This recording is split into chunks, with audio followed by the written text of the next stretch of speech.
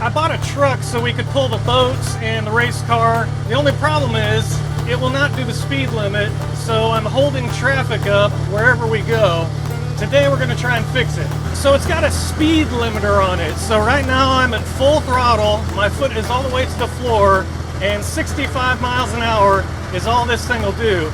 And in Texas, where the speed limit is 75 miles an hour, it means everywhere I go, I'm holding up traffic. Here's the other problem. When you're going up a hill, it doesn't even have enough power to keep 65 miles an hour, and I'm not even pulling a trailer, so it'll just slowly drop. Now we're down to almost 60. Here it goes. Go up the hill. I can't even keep up with 18-wheelers. All right, let's do a 0 to 60 speed test here. We're on an access road. A lot of times I manually shift the transmission, but we'll just let it do whatever it wants to do here and drive. All right, start the clock. Here we go. Off and running. There's second. There's third. Shifting at 2,600 RPM. Still going. There's fourth. Fourth at 45 miles an hour. There's 55. Come on. 60. Woo! Boy. I don't know what that was. We'll put it up on the screen here. It was pretty slow. Okay, here's the other problem. In Texas, there's a lot of 2-lane roads where the speed limit is still 70 miles an hour. And since we can't do 70 miles an hour, I've got to let people go around. So I'm always pulling over onto the shoulder to let people go around. And that's what I'm about to have to do right now. Oh, God. Woo! It's bouncy too. It also has no air conditioning, so you've got the little fan, kind of like your poor bus driver did back in the 90s. And then you've got the smoker window over here you can open up, so that helps some. And also at 65 miles an hour, we're doing 2,600 RPM just about. So it's only got 4 speeds in this Allison transmission, and there's no lockup torque converter. So you're just kind of burning through the torque converter, making a lot of heat. Living on a run and I can't remember this place. Won't you take me to the other side? Let me go when I'm high. All right, guys, let me show you what we bought. It's a 1999 International 4700 low profile. So it's kind of like a mini big rig lowrider. I think it's got less ground clearance than the old F-150. You probably can't even run over a beer can without knocking it over. The main reason I got it was to pull stuff like the jet boat, the race car. I tried to pull the jet boat with the SWAT van, and I think the SWAT van's probably got like 100 horsepower, and it just really had a tough time doing it. That was the whole point of buying this truck. Unfortunately, like you just saw, it can barely go up a hill on its own. I do think we have everything we need to fix this today, but let me give you a little tour first. All right, for the engine, it's a V8 diesel. It's a T444E made by International, 444 cubic inches. They also gave it to Ford, called it the 7.3, and Ford put it in a couple million trucks back in the day. And if you look at any kind of top 10 best diesels ever, the Ford 7.3 will be on the list because it was one of the most reliable engines Ford ever made. So the transmission is an automatic, which is kind of lame. It's a 4-speed Allison, and there's no lockup torque converter. And it's also got this PTO that goes to this weird contraption to the back of the truck, because this was a lawn care maintenance truck. And so it had big tanks full of, you know, all your different lawn chemicals. And you can kind of run the PTO and turn on these pumps to spray chemicals out in the yard. Let me do a little PTO demo here. It worked the other day. Let's see if it still does. And oh, sounds horrible. Golly, it sounds horrible.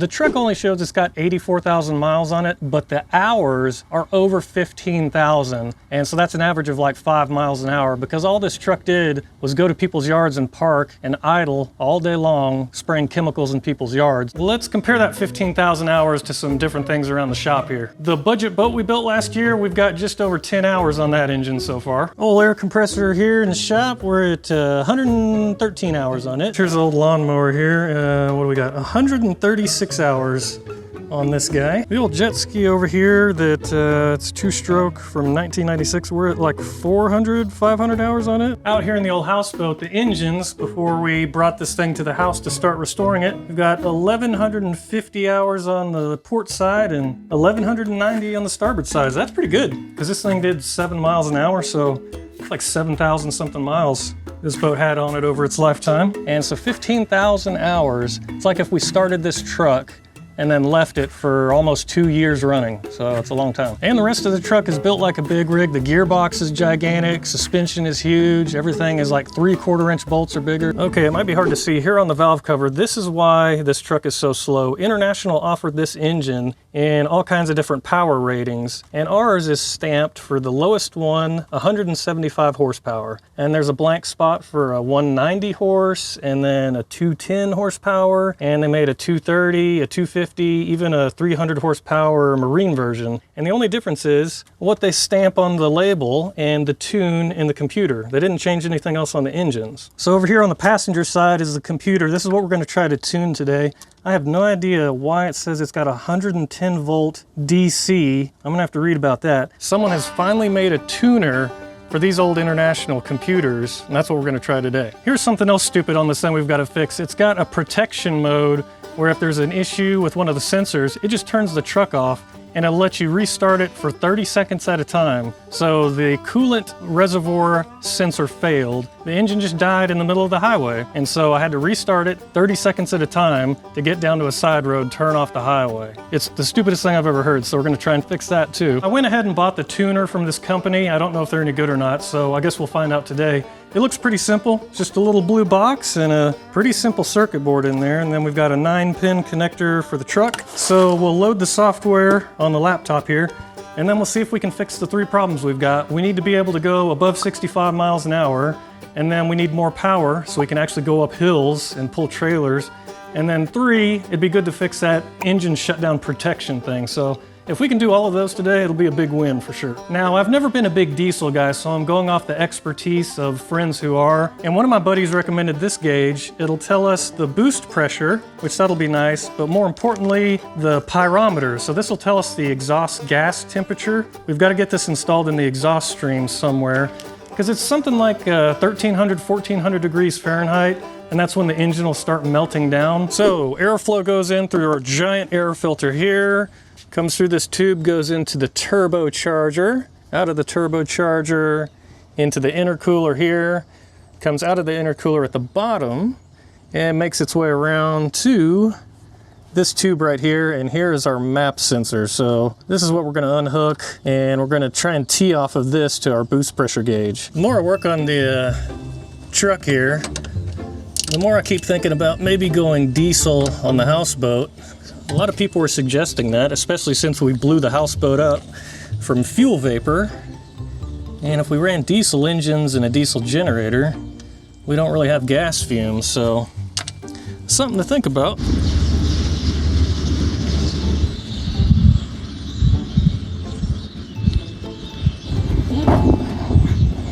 There we go. Get this to thread. Yeah, that should work. Even though this is a bigger truck, it's still kind of cramped in here. It's not that much room to work. Now, we can tee off with our tube here, and that'll go to this sensor. There we go. And then we can bring this sensor, I don't know, up in here somewhere. Zip tie it out of the way. It'd be good enough for who it's for. All right, next for the temperature probe, it's got a 1/8 inch NPT as well. So we're gonna drill into the exhaust. I've got an 1/8 inch tap. I'm underneath the truck here, and it looks like the driver's side manifold is going to be the easiest one to get to. Still not very much room under here for a drill, but see what y'all think. Looks like I'll be able to get the drill maybe right about there. All right, it's time to breathe about half an ounce of rust and cast iron here. Oh yeah. Whoa, that was thinner than I thought. All right, there we go. Got that temperature probe in there and tightened up, and seems like it's gonna hold, so let's see if it works. Okay. We've got that temperature probe in the exhaust. I've just got to find a place on the firewall to get through for all the wiring. It's really tough to see down there, but there it is installed. So got the wiring coming across the frame here, and then there's an empty grommet here. So I can just slice through that, and that'll let us get our wiring into the cab. Cut us a little X here. Send her through to the cab. Yeah, that should work.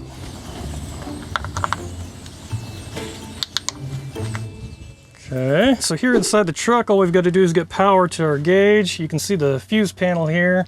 Previous owners just kind of stabbed wires in to power things up. This looks pretty terrible. And so for our gauge, we're just gonna do the same thing. Now it may seem kind of cheesy to stab wires into the fuse panel, but the OEM manufacturers don't really make it easy to add your own electronics in. You know, they don't have like a nice ground post and a positive terminal for you to just add off of, so people do this all the time. It's kind of cheesy, but for now, just to wire up this little gauge, I'm all right with it. We'll be okay. I am getting a little worried though that we're about to add 60-something horsepower to this engine with so many hours on it. I don't know if it's gonna hold up or not. So let's see if I can get you in there. There we go. See, we just stole that empty relay spot there. So hot and ground stabbed in there. But we do have a little 2-amp fuse right here, so we're protected. So, you know, it'll be all right. Here we go. Fire in the hole. Ooh. It appears to be working. It's beeping. I spent the past 15 minutes going through the instruction manual they have online, all the different settings, and what I've discovered is, let me show you guys here. It's in Celsius. There's no way to change it to Fahrenheit. It's metric. I don't know how I missed that you can't switch between Celsius and Fahrenheit on that gauge when I was ordering it. I guess I wasn't paying attention. Either way, it works. So the last thing we've got to do before we can go drive the truck and see if it's faster is actually try and tune it. So we'll get the computer hooked up, see if this tuner and the software actually work.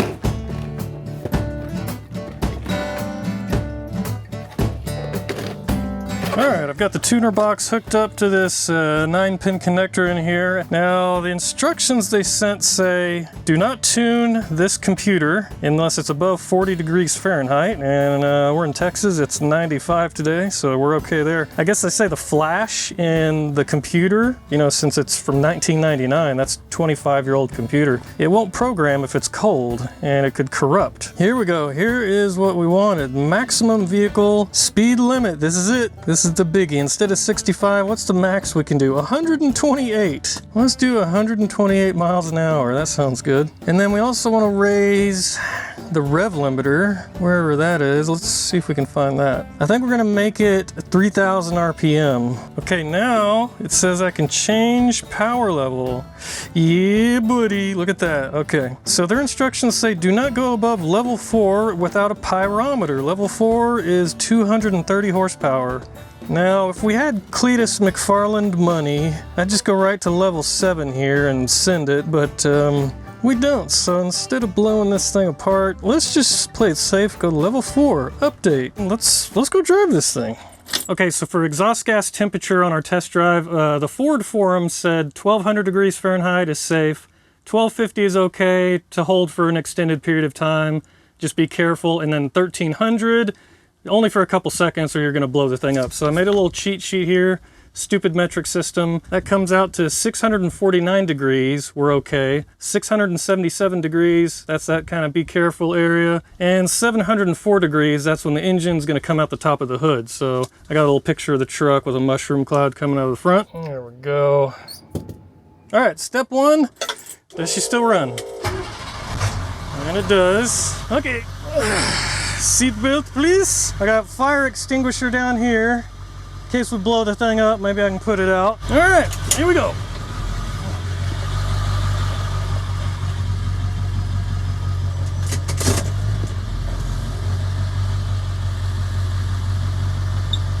Oh, well there's problem number one. The throttle doesn't work anymore. What the?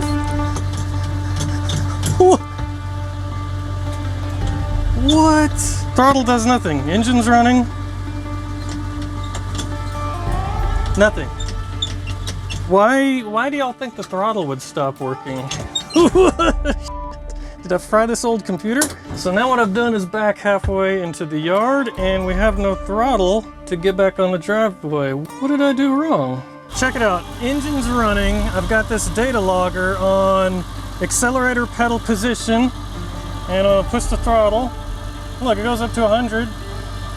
So the pedal's working, it's reading in the computer. Even with the engine off, key on, and I push the gas pedal, or diesel pedal, rather, and it works. That's crazy. So why it no go? Okay, I fixed it, I think. Let's try one more time. Push the gas. Oh yeah. So what I did, I blew everything away, started back over, and just changed everything one at a time in here. The only thing I did different on the speed limiter, instead of setting it to the max, which it says is 128, I just put it to 95 and now everything works fine. You know, depending on how they wrote the code in this software, setting it to the max that little variable could be, might have messed something up in the code and, you know, corrupted it, but I don't know, it works now, so let's go drive this thing. Okay, let's try this one more time. Here we go. Okay, we have throttle. All right, EGT's up to 132. I drove it around the block before we put the tune on here, and the max it got to is 533. And the max boost pressure from the turbo was 12.5. All right, here's our first test to see if it feels like it's got any more power. Doesn't feel like we've got 60 more horsepower. Let's see.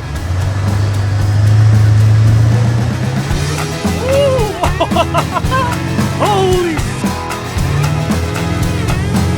Yeah, it does. Oh!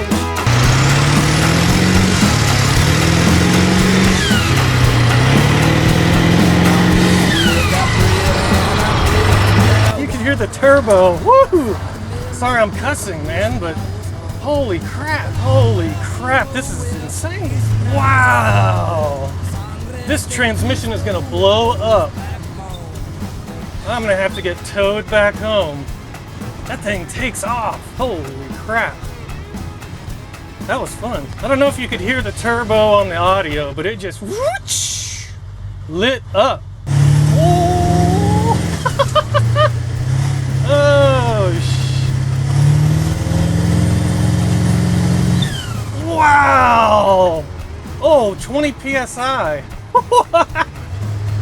Oh, it was doing 12 PSI from the factory. Oh, let's get on the highway, see if I can keep up with traffic now. I'm guessing we can. Mexico. I'm laid up in Fort Worth with beautiful ladies. We chopped on down to Tijuana, hit the rodeo in San Antonio.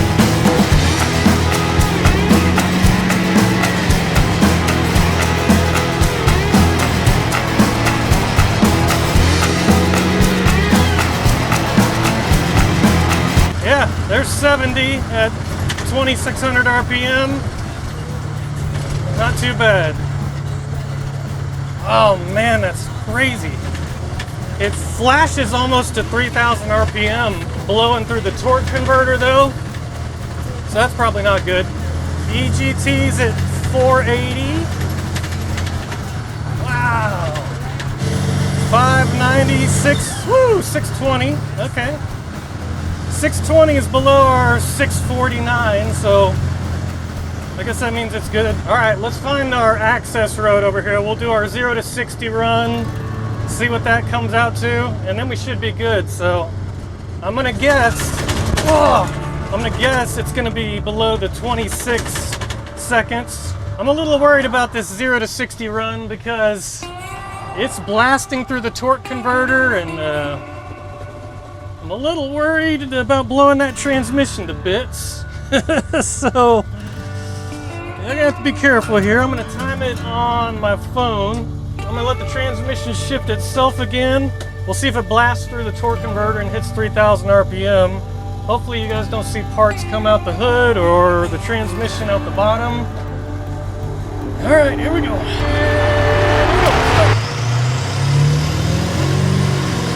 Oh, that was a weird shift.